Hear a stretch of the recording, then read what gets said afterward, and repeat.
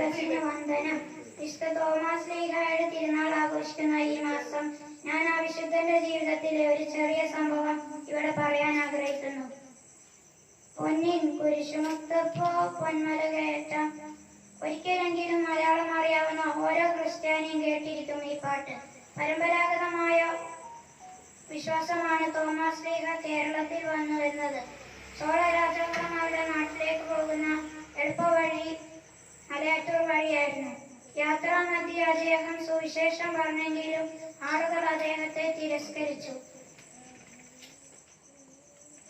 അദ്ദേഹം മലമുകളിൽ ദിവസങ്ങളോളം പ്രാർത്ഥിച്ച് തിരിച്ചു വരുമ്പോൾ ഒരു പാറയിൽ പല പ്രാവശ്യം കുരിശു വരച്ചു.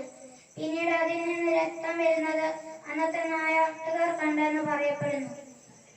ഇതെല്ലാം കണ്ടു നിന്ന മലവേടന്മാർ അത്ഭുതപ്പെടുത്തി ഒരു സ്വർഗീയ സ്ത്രീ അദ്ദേഹത്തിന് ഭക്ഷണം നൽകി. ഭയന്നോടിയ വേടന്മാർ ഒത്തിരി ആളുകളെ അടിവാരത്തിൽ നിന്ന് മലമുകളിലേക്ക് വിളിച്ചുകൊണ്ടുവന്നു.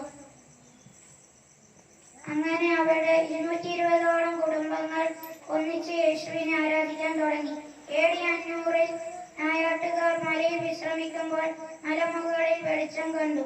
അടുത്തു ചെന്ന് നോക്കിയപ്പോൾ കുരിശാണ് കണ്ടത്. അവരുടെ കയ്യിലുള്ള ആയുധം കൊണ്ട് കുത്തി നോക്കിയപ്പോൾ രക്തം വന്നു. പിന്നെ അതിനെ അവർ വണങ്ങാൻ തുടങ്ങി. ആടി വളർത്തിയ തോമസ് ശ്ലീഹായെ മുത്തപ്പൻ എന്നും തിളങ്ങിയ കുരിശിനെ പൊന്നിൻ കുരിശെന്നും വിളിച്ചു.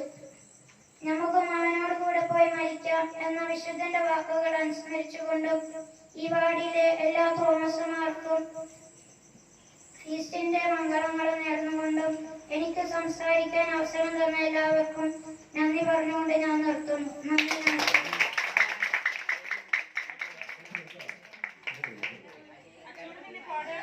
എനിക്ക്